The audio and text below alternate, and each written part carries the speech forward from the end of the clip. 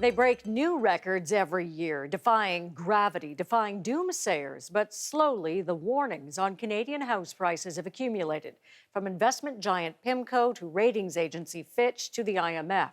But today, the institution at the heart of Canada's financial system sounded the alarm.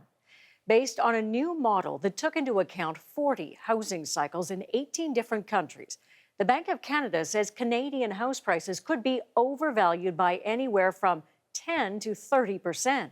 And as James Fitzmaurice explains, one risk to the high price of homes is the low price of oil. Nowhere in Canada has the low price of oil been more of a concern than in Alberta.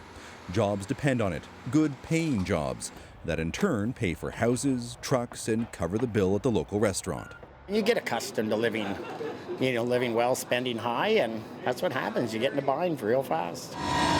But low commodity prices mean the energy sector is much less profitable. And although there's still plenty of oil in the ground, the well risks running dry for workers.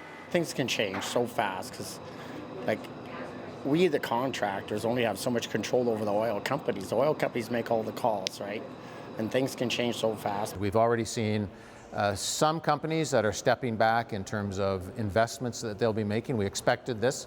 The problem the Bank of Canada and some economists are flagging is that not everyone is ready for the ride to stop, and low oil prices are only one of the potential triggers. But there are bad things happening out there to some Canadians, and they have to be prepared for even more difficult times ahead. Years of ultra-low interest rates have seen consumer debt and mortgages balloon, to the point the bank warns all that debt is a severe threat to the financial sector, especially if the economy sours. The situation raises the risk that a shock to the economy could trigger a correction in house prices. The probability of this risk materializing is low, but if it did occur, the effect on the economy would be severe. The Bank of Canada and the government have been trying to keep a lid on housing prices and let the rest of the economy catch up. There is some risk that the housing market is overvalued, and our estimates fall in the 10 to 30% range.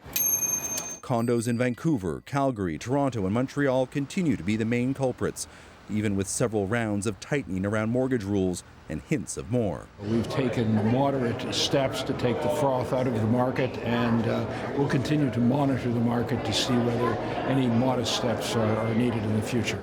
The bank governor emphasizes these scenarios are for planning purposes, that the risk of a shock is still very small. In the meantime, he says, low oil prices are good for consumers. He calls the shrinking price at the pumps a Christmas present. But the suggestion is this year, you should use some of your Christmas money to pay down debt. Diana? Thanks, James.